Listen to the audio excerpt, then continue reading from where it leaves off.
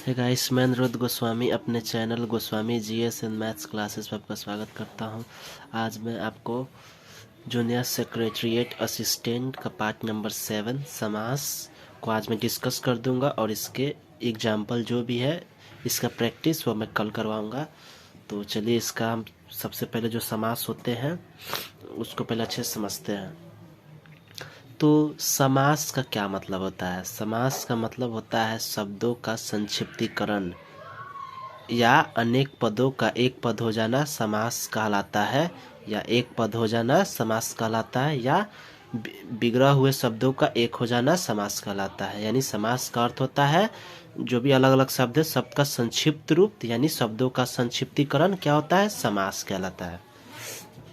तो ये रहा इसका डिफिनीशन तो पूछता नहीं है। तो समास कितने तरह के होते हैं? तो समास मुख्य रूप से 6 तरह के होते हैं। तो चलिए द्वंद्व समास होता क्या है देखते हैं।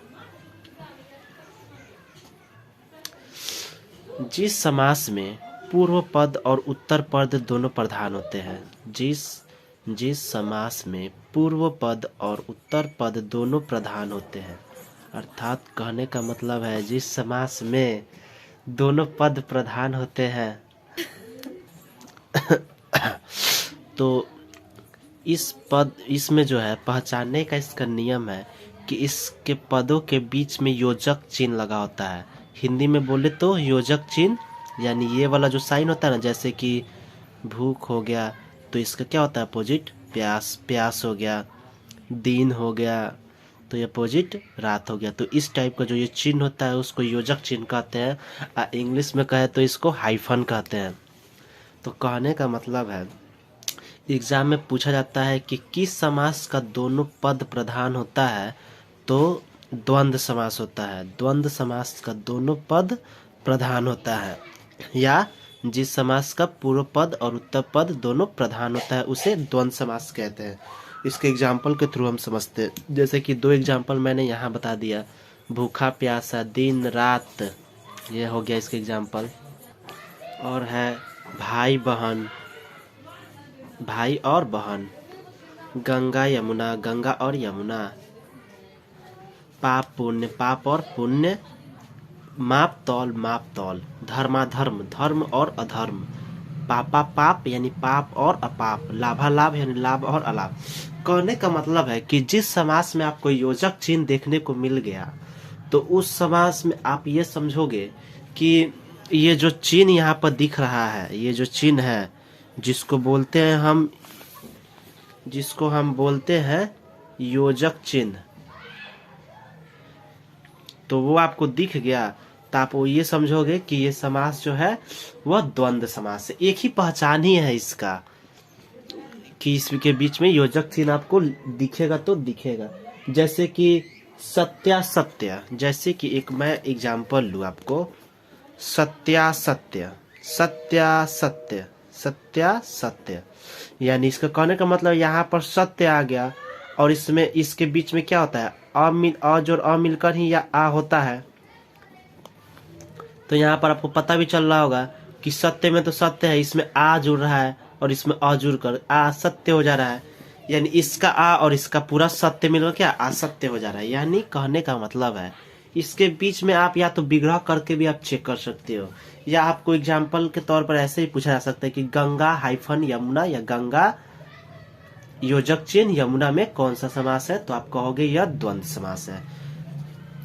जैसे कि मैंने पहले भी बताया था आपको कि इस समास में दोनों पद प्रधान होते हैं। द्वंद्व समास में दोनों पदों का संज्ञा सर्वनाम अथवा क्रिया होना चाहिए, यानी पदों में संज्ञा सर्वनाम अथवा क्रिया होना जरूरी होता है। तो सबसे अच्छा ट्रिक यही है कि आप या तो इसको विग्रह करके चेक कर सकते हो, या इसके बीच में हाइफन हो तो आप ये समझोगे कि वो कौन सा समास है, तो वो है आपको द्वंद्व समास। दाल रोटी जैसे हो गया एग्जाम्पल, कपड़ा लत्ता हो गया, सत्य असत्य हो गया, धर्माधर्म हो गया, छोटा बड़ा हो गया, तो ये सभी जो है आपको द्वंद्व समास है। अब दूसरा हमारा है द्विगु समास। तो द्विगु समास का एक ही मतलब होता है कि इसका पहला पद आपको संख्यावाची होगा, यानी संख्या से कहीं ना कहीं ये पद रिलेट करता हो। जैसे कि अगर हम बात करें तो इसका पहचानने का ट्रिक है संख्या पूर्णे द्विगु, यानी संख्या पूर्णे द्विगु। संस्कृत में इसका परिभाषा होता है संख्या पूर्णे, यानी द्विगु समास का मतलब आपको अगर ट्रिक की अगर बात करें हम तो द्विगु यानी दो।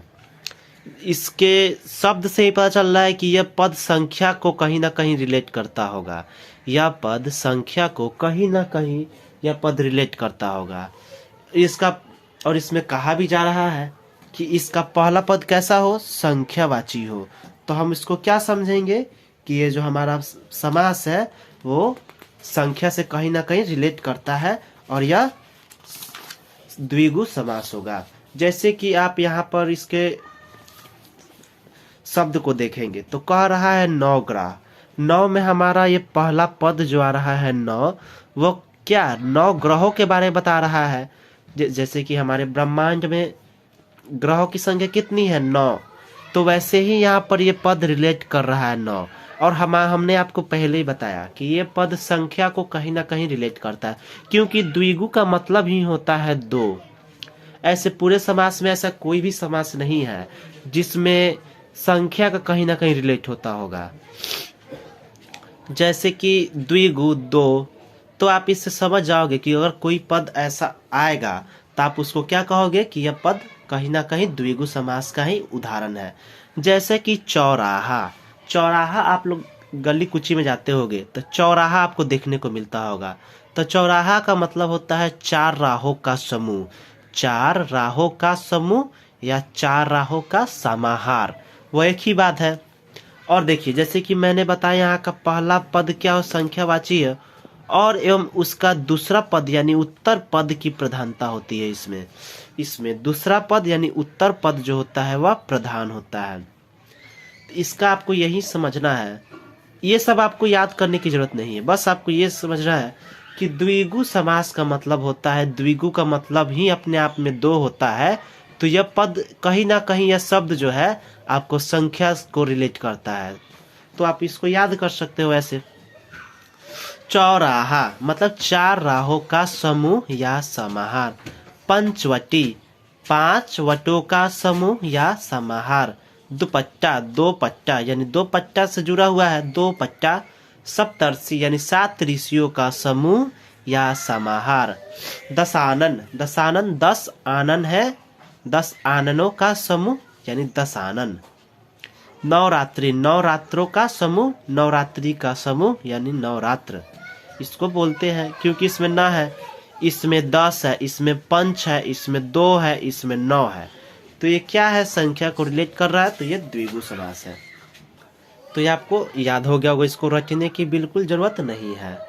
अब है हमारा अगला समास बहुब्रीहि समास। क्या होता है, तो बहुब्रीहि समास होता है कि जिस समास का दोनों पद जो है प्रधान नहीं होता है, अर्थात इसमें जो है इसमें कोई भी पद प्रधान नहीं होता है तथा तीसरा अर्थ देता है। कहने का मतलब है इसमें कोई भी पद प्रधान ना हो और तीसरा अर्थ देता हो, उसको क्या बोलते हैं, उसको बोलते हैं कि यह जो समास है वह कहीं ना कहीं बहुब्रीहि समास को रिलेट करता है। तो यह द्वंद्व समास का उल्टा होता है। द्वंद्व समास में क्या बताया था मैंने कि यह इसके बीच में योजक चिन्ह होता है, तो यह द्वंद्व समास का उल्टा होता है।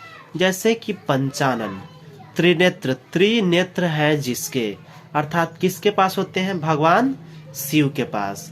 चतुरानन यानी 4 आनन है जिसके, किनके पास चतुरानन है, चतुरानन के नाम से हम किसे जानते हैं, जरा आप लोग इसको कमेंट सेक्शन में बताना कि चतुरानन के नाम से हम किन्हें जानते हैं। जैसे कि आप लोगों ने जाना होगा कि ब्रह्मा जी जो है इनके 4 शिष्य शायद देखने को मिलते हैं, अगर मैं गलत नहीं हो तो। चतुरानन ब्रह्मा जी को शायद कहा जाता है। त्रिभुवन त्रिभुवन त्रिनेत्र पंचानन। 31 है जो वह, यानी इसके बीच में आपको जो हो या जिसे हो ये आता ही है, ठीक है। और देखिए कर्मधारय और बहुब्रीहि कहीं ना कहीं रिलेट करता है, लेकिन कैसे होता है, इसमें आपको विशेषण और विशेष्य का संबंध दिखने को मिलता है। और एक और बात, इसमें आपको दोनों पद, कभी कभी दोनों पद प्रधान आपको देखने को मिलेगा। तो ये आपको देखने की जरूरत नहीं है, आप इसके एग्जाम्पल से ही समझ जाओगे। देखिए नोट में आपको दिया है कि जिस पद का पूर्व पद अब प्रधान होता था, उत्तर पद प्रधान होता है। इसमें क्या होता है कि पूर्व पद प्रधान नहीं होता है। जैसे कि एग्जाम्पल है महादेव, महान है जो देव, कौन है, अर्थात महादेव किनको बोलते हैं, भगवान शिव को। पीला अंबर, पीला अंबर, अंबर की विशेषता क्या है, मैंने इसको बताया कि कर्मधारय समास का मतलब होता है कि विशेषण और विशेष्य का संबंध जिसे प्रकट हो। जैसे कि ये एग्जाम्पल है पीताम्बर, पीताम्बर का मतलब होता है पीला अंबर। इस अंबर की क्या विशेषता है, ये जो अंबर का मतलब हमने आपको पर्यायवाची में बताया था कि इस अंबर का मतलब होता है वस्त्र। वस्त्र कैसा है, तो वस्त्र की क्वालिटी बताया जा रहा है कि यह वस्त्र पीला है। पीला क्या है, इसकी विशेषता है। यानी जिस पद से हमने आपको बताया इसका डेफिनेशन कि जिस पद से विशेषण और विशेष्य का संबंध देखने को मिलता है वो कौन सा समास होता है, तो वो कर्मधारय समास होता है।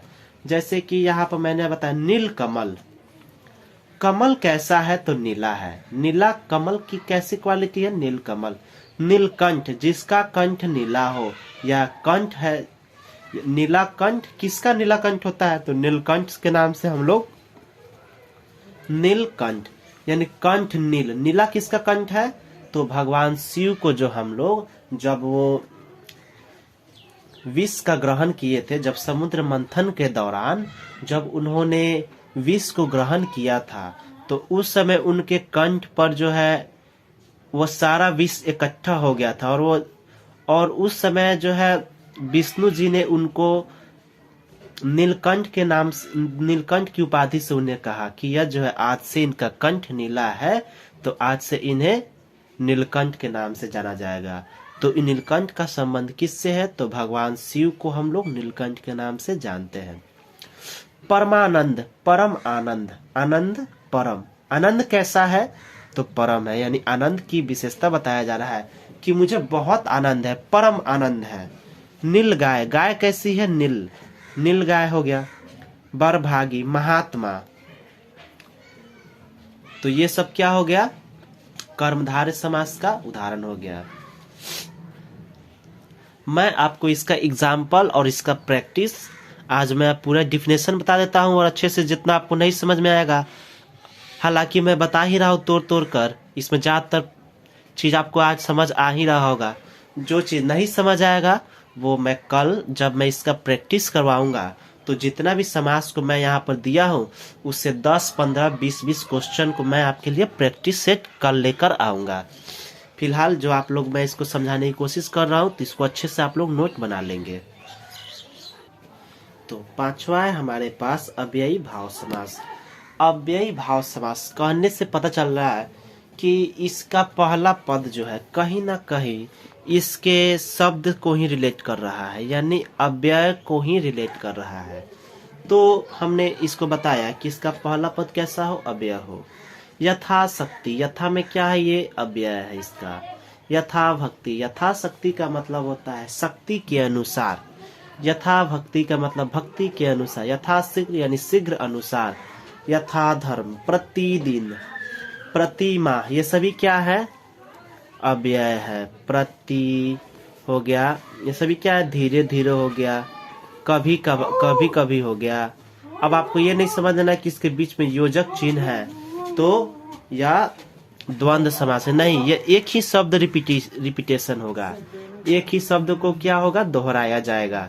तो आप कहीं दिन रात रहता तब क्या होता, यह शब्द दिन और हाइफन रात रहता, अगर दिन हाइफन रहता था तब यह आपको द्वंद्व समास रहता। लेकिन अव्ययी भाव समास में रिपीटिशन होता है एक ही शब्द का। एक ही शब्द जो होगा, जो यहाँ पर होगा वही यहाँ पर होगा, तो आप लोग इसको गलत नहीं समझोगे। दिन अलग अलग जब शब्द देकर हाइफन रहेगा तो वह द्वंद्व समास होगा। धीरे धीरे भी इसका एग्जाम्पल होता है और कभी कभी भी इसका एग्जाम्पल होता है, तो आप लोग इसको याद कर लोगे। जब मैं विशेष आपको जब मैं प्रैक्टिस कराऊंगा तो आपको उस समय भी समझ में आ जाएगा। तत्पुरुष समास, जिस समास में पूर्व पद सहायक तथा उत्तर पद प्रधान होता है। जिस समास में पूर्व पद सहायक तथा उत्तर पद प्रधान होता है। नोट में कहने का मतलब है कि दोनों पद किसी न किसी कारक चिन्ह से संबंध बताते होंगे। ये आपको याद करना है क्योंकि कहीं ना कहीं आपको पूछा जाता है एग्जाम में कि किस समास में उत्तर पद प्रधान होता है, तो आपको तत्पुरुष समास का उत्तर पद प्रधान होता है। और इसको पहचानने का एक ही ट्रिक है कि ये जो भी शब्द इसके दिए होते हैं वो आपको कारक चिन्ह से रिलेट करते होंगे, तो ये बात आपको याद रखना है। जैसे कि देखिए, राजा का पुत्र, राजा का पुत्र क्या कहलाता है? तो राजा का पुत्र कहलाता है राजपुत्र। राज रानी यानी राजा की रानी। रोगग्रस्त यानी रोग से ग्रस्त। घुड़सवार यानी घुड़ पर सवार यानी घोड़े पर जो सवार होता है उसको क्या बोलते हैं? घुड़सवार।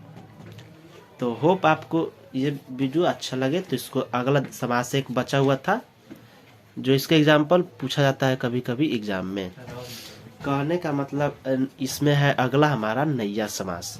नैया समास से ही आपको पता चल जा रहा होगा इसके शब्द से ही कि इसके पहले पद जो है न है। न का मतलब ही होता है अ का मतलब ही होता है नहीं।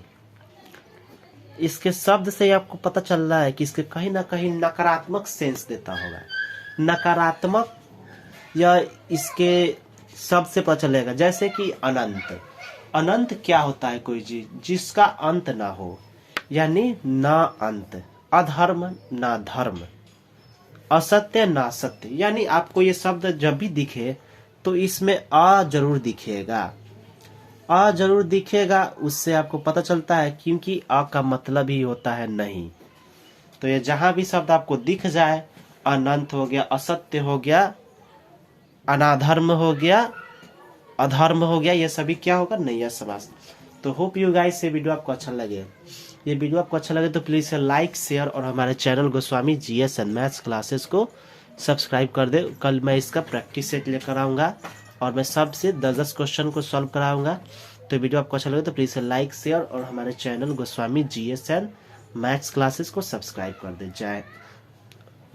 बाकी जो मैं इसको जो चीज नहीं समझ में आएगा वो मैं कल एग्जाम्पल के थ्रू आपको समझा दूंगा।